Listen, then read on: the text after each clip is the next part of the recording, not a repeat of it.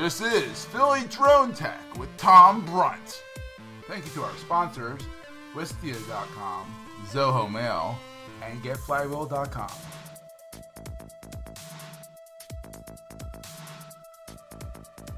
Hello, and welcome to another edition of Philly Drone Tech here on the phillytech.org Netcast Network. I'm Tom Brunt. Well, some of you may have noticed that I've been away for a little while. It's been almost 2 months since I did my last podcast, and as I've said before, I work as a broadcast mobile TV technician, and this has been one of the busiest summers I've had in a long time. We recently had my TV trailer upgraded with all sorts of new technology, and that took some time, and then I immediately went out to do a couple of shows. One was the Breeders' Cup, and followed immediately by the PGA Championships in Sheboygan, Wisconsin. I'll have more about the PGA, actually, that relates very well to this podcast. It was the first time I got experience with drones used for broadcast TV. Yes, they had a drone at the PGA, and well, I was thrilled. I was in my happy place. So anyway, we'll talk about that soon. But other things that have been going on is I've recently I have a new member of the family now. Well, you've been following along that I have the DJI Phantom 1 that I upgraded to the Phantom 1.5. Unfortunately, I just haven't been able to make it fly as tight as I'd like it to be. You know, it still kind of runs kind of inconsistently. And well, I've kind of a little been chomping at the bit of whether to get the Phantom 3. So I finally plunked down the money, and I got the Phantom 3 Pro right here. Here it is. It's got the Pro is the 4K camera version, and I have to say it's pretty fantastic. I don't regret having to upgrade. I mean, especially going from my 1.5, which is basically a 1. The leap in technology it's pretty apparent. It has well, if you have the Phantom 2, you already are familiar with this, but here's the controller with the iPad or an Android tablet that basically fully integrates with it for the flying experience. It'll draw you a GPS map, for example, and record your route.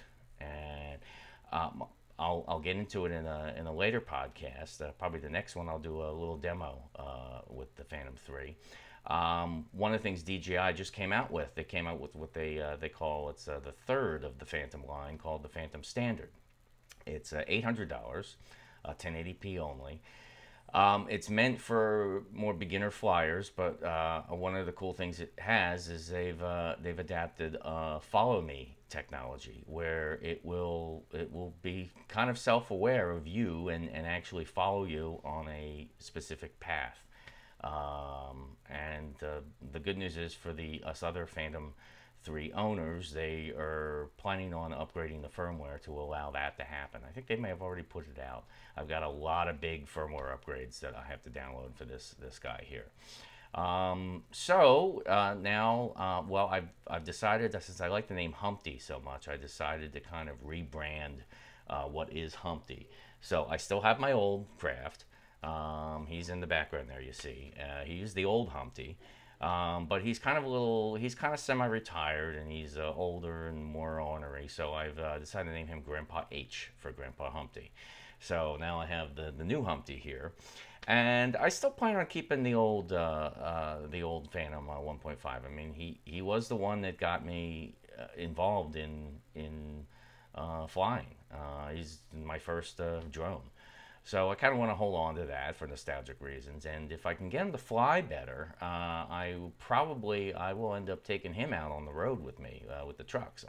I now have a little SEMA X5C that I travel around with me, but it's not a very capable camera on it, not really meant for photography. But if I have you know, Grandpa H that can ride along in the TV truck with me on all my adventures, that would be great, and so I can actually start doing some videos of the countryside, which would be fun to do. So anyway, that's the news I have there on my new drone family. So now let's get into the show. I know it's been a while, and I usually talk about the FAA, but I haven't really found any like new kind of developments with that right now, other than the fact that they're much more speedily granting the Section 333 exemptions to people. It's getting they're kind of passing through at lightning speed.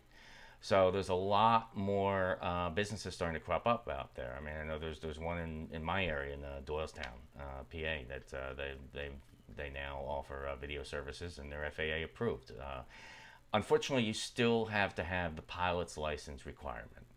So that's going to leave me out and leave a lot of people out. But they're still working on the NPRM that will allow the Notice of Proposed Rule Management that will allow, hopefully in the future, they'll forego that full pilot's license requirement, which is what everybody's kind of waiting for. Until then, what you're seeing now is a lot of businesses that already have done like aerial photography and videography with, like, say, helicopters and planes. Drones are now a natural because, well, they already have the license and they're allowed to do it. So I'll get into a little more how this works, because at the PGA, I did mention that I got to see commercial drone use in action, and I got to talk to those guys. So I'll fill you in a lot soon in what I learned about dealing with the FAA and those guidelines that professional drone operators have to abide by. So we'll get into that in a little bit. So since I don't have a story with the FAA, I'll get into this first story that I found out, which is kind of interesting, and it's this one here comes from the National Geographic. They've done this is the first study of its kind they've done to determine how wildlife responds to UAVs, to drones, and they've determined that in the presence of drones, their heart rate rises substantially. And before you go, well, no duh, it's a flying machine. A couple of things to point out is that in the cases of many wildlife, they already live close to human habitation. They're well familiar with the noise and activities of cars, farm machines, even airplanes in the air. But drones are kind of new. They make a totally different noise, and they act a little bit differently. In the case of what a lot of people are using drones for, to track wildlife or photograph it, to the animal, it appears as they might be being chased or threatened by this loud flying machine. They don't know what it is yet. What it'll be interesting is the fact that since the study specifically talks about black bears, but this could have implications on how drones are used for wildlife and agriculture, because the animals they have noticed that they may not appear frightened, but they are very frightened of these. Maybe time will, as animals evolve and get accustomed to drones when they're more commonplace, just like they are accustomed to things like farm machinery and cars and planes. They may settle down as well. I mean, it's funny, but the animal kingdom has to get used to drones just like we people do, seeing them fly around and all that. So it's a very interesting article, though. I mean, like I said, at first I saw the article and kind of went, well, no duh, their heart rate went up. They're nervous about them, but it really does. It's going to be a pretty useful study, as drones are being used for anti-poaching and in some cases animal herding. You'll see applications like that in the future, and how this study fits into that will be very helpful. So one of the things that I'm happy with this episode in particular, even though I talk about a lot of things that are well outside the Philly region, it is called Philly Drone Tech. I found a couple of things that are in the Philly region that I can talk about on the show. It'll be very interesting.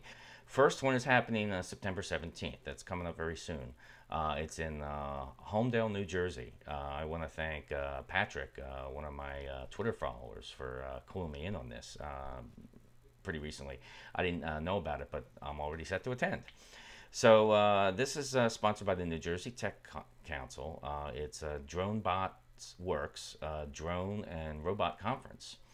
As it says here on their site, in their About section, get ready to experience the latest in drone and robot technology the region has to offer. Taking place at the former Bell Labs facility, now being renovated by Bell Works, the drones and bots will be flying and roaming about the 1.6 million square foot space. Nothing short of a work of visual art where technology's latest creations will soar. This is the event you don't want to miss. DroneBot Works will include keynote, panels, and extended demo sessions. This is happening again on September 17th in northern New Jersey. And some of the speakers here, they have someone from the FAA, Rutgers, a couple of other different tech companies and startups that have to deal with UAV. So this is if you're a non-member of the New Jersey Tech Council, which, well, I am. I don't even live in New Jersey. It's a $95 fee, but I'm happily paying that and plan on going to that to see what it's about. Hopefully get to interview and talk with some people. And it'll be my first drone conference. Very much looking forward to that. So with that, I'm going to take my usual little sponsor break, and then I'll come back and I have a couple of videos to talk about that all highlight the Philadelphia region. So I'll be back in a second. Today's show is sponsored by Wistia. Wistia is a video hosting and analytics platform that helps businesses get the most out of online video. We use Wistia here at phillytech.org. Flywheel, a managed WordPress hosting platform built specifically for designers and creative agencies, and helps thousands of designers across the world launch projects every day. And by Soho Mail, professional, low-cost email with business-class features and security. Okay, welcome back.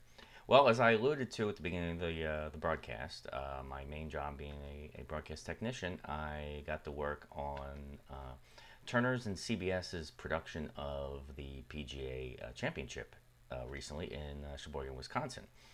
And one of the things I was excited about there was I was wondering how long it was going to take before I worked on a major broadcast that utilized a drone. Well, I didn't have to wait that long because, yes, they had a drone at the PGA. I got to, it's a very busy compound, very big, and there's a lot of people that do their own specific little jobs there, but I made sure I went out of my way to, I had to find the drone guys. So I had a good talk with them, and I got to see the drone close up with some pictures and video. So I guess you can say this is these pictures are a Philly Drone Tech exclusive. Here's some pictures of the drone here. It's articles I read said it was a Cinecopter, but talking to them, it's sort of like a mix of a number of different manufacturers put together. I guess its main frame is a Cinecopter. It's about 4 feet across. As you see, it's an octocopter, eight props.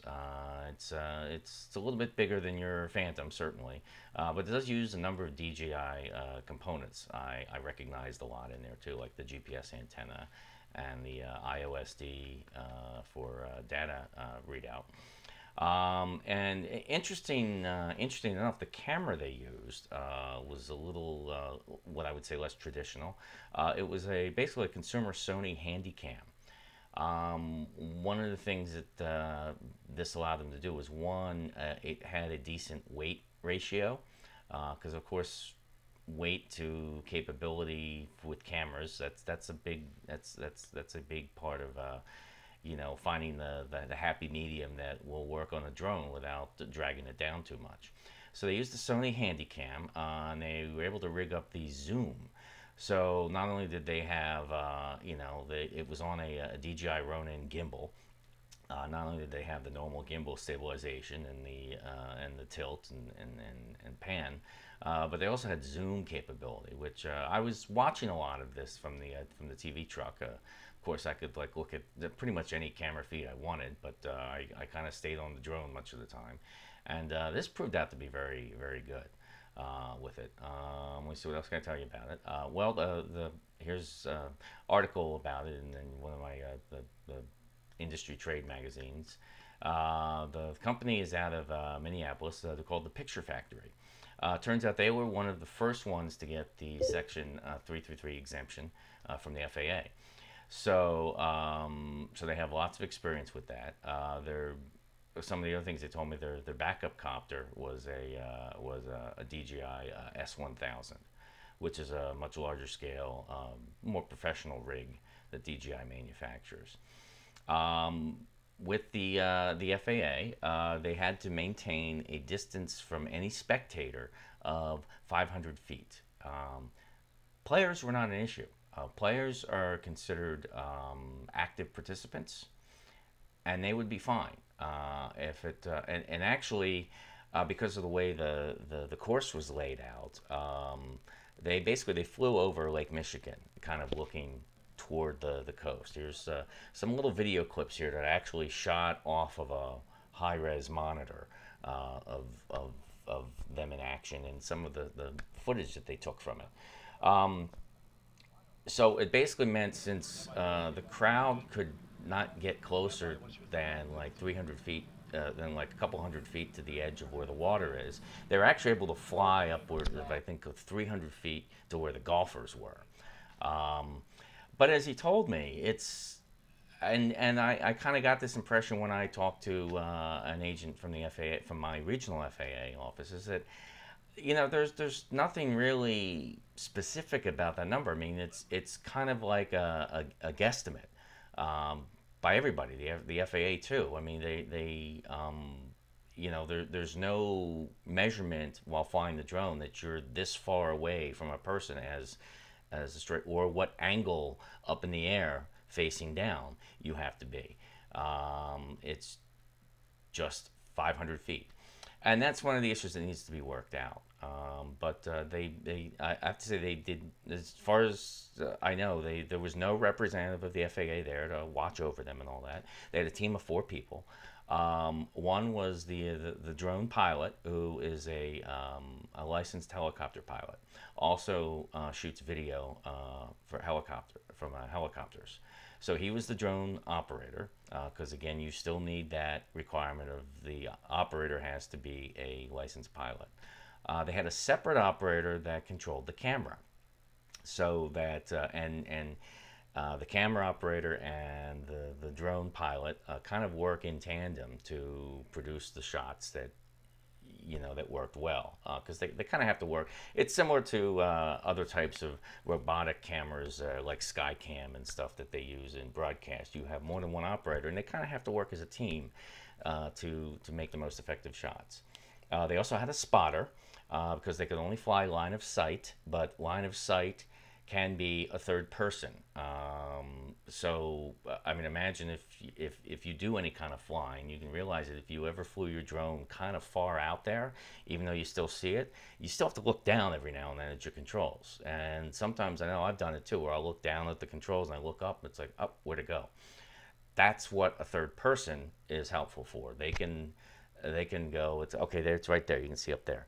So they can maintain that look all the time. And then they had a 4th person that was an assistant to help change batteries and help keep things rolling, so that everyone else could kind of keep it up in the air pretty quickly.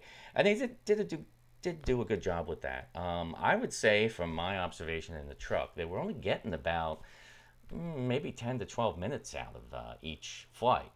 But they knew what they had 2 locations they could shoot from.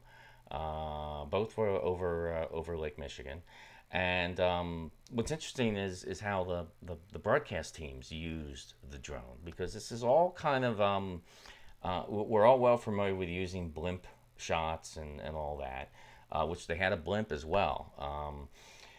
But the drone's kind of a different deal because it gets different types of shots, and it gets shots for shorter periods of time, and then it comes down, and then it has to go back up again.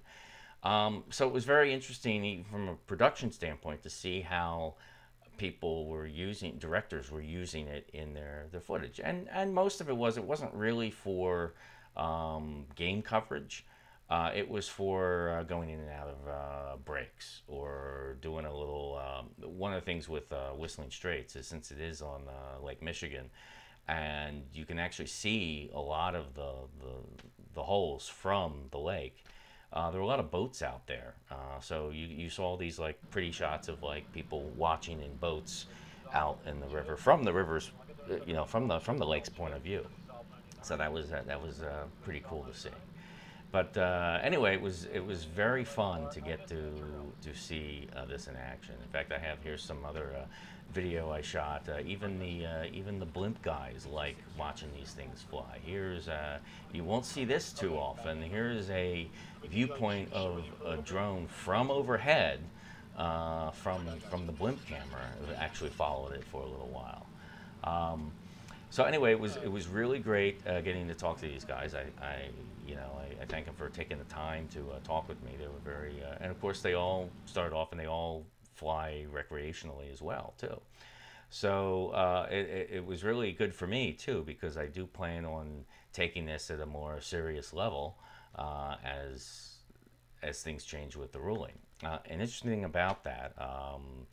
The one thing I was told by them was that according to their attorneys that have to deal with the FAA and all that, that they think that sometime next year in 2016, maybe by June, they hope to have some of those new rules in place. So maybe the days of needing a full pilot's license will come to a close soon, which would be great. So anyway, there you have it. There's my excitement of being at the PGA with drone coverage. So now let's finish the show, this episode, with some videos I have that were all done in the Philly region. Let's start with this one here. It's the old Simon Silk Mill in Easton.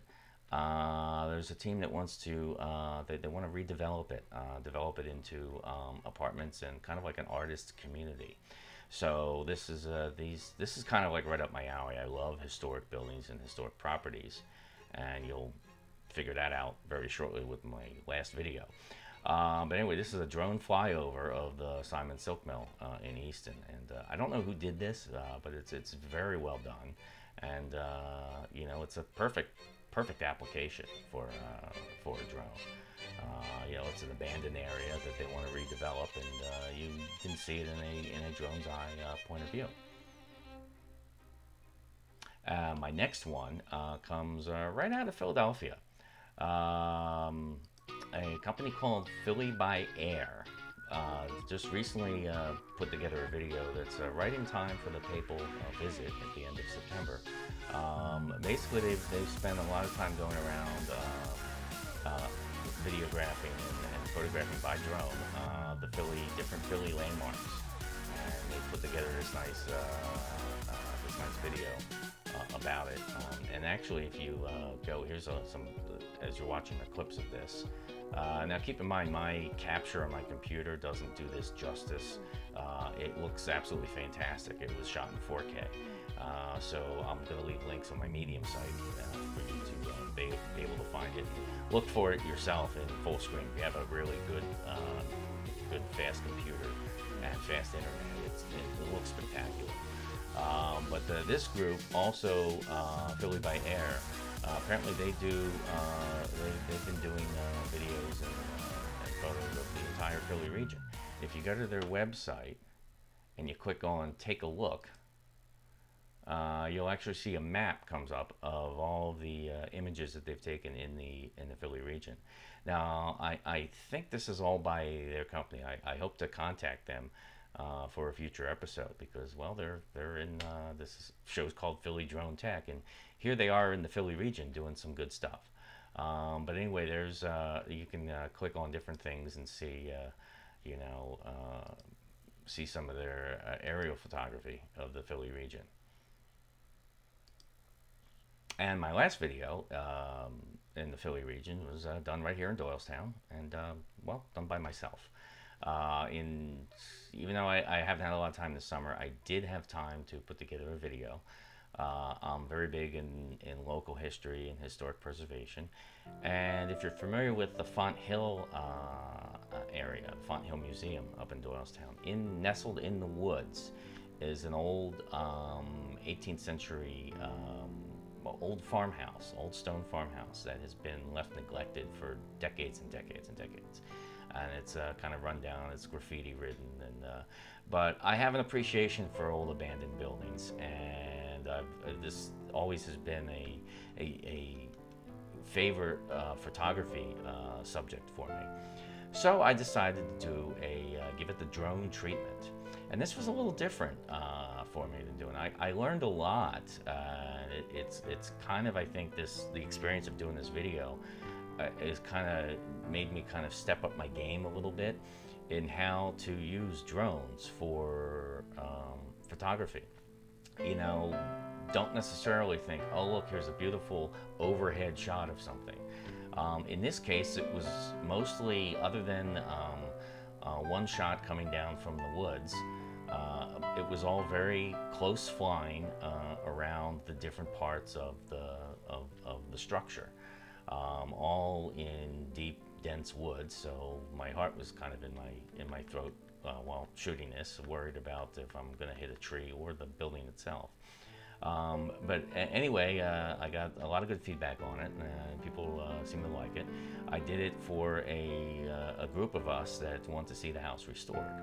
So it brought a lot of visits to that website, and I hope to find something that I'd like to kind of do again, you know, in this kind of fashion.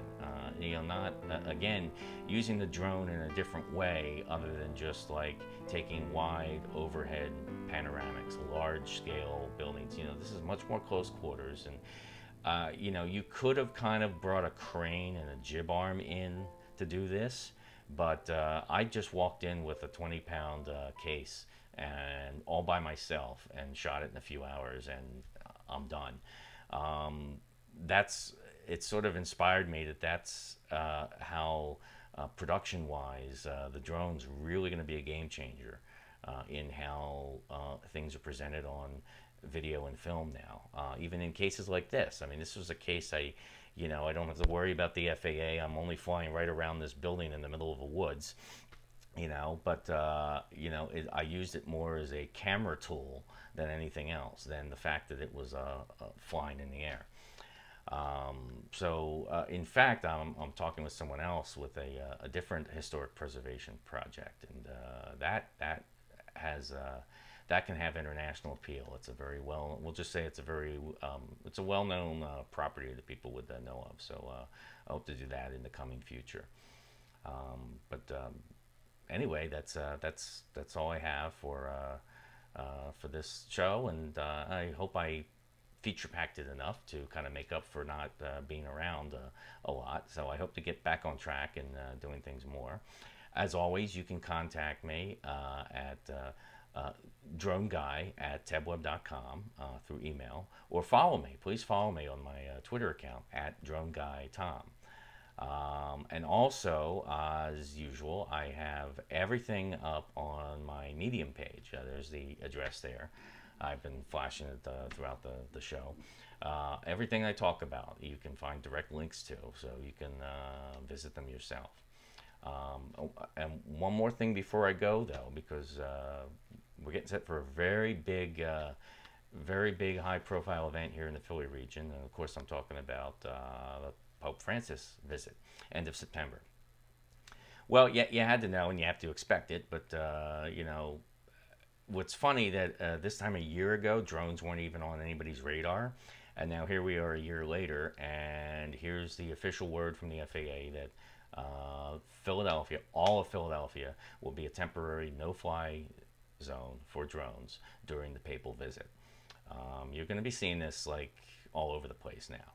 I'm sure they're going to be looking for violations, but as I said, this time 1 year ago, nobody even mentioned anything about drones and flyover. So it shows you how quickly the technology has moved on and evolved. So anyway, there you have it, and thanks for sticking out with me and coming back and seeing my show. I hope it was worthwhile, and I hope to hear from you. And I'll see you next time.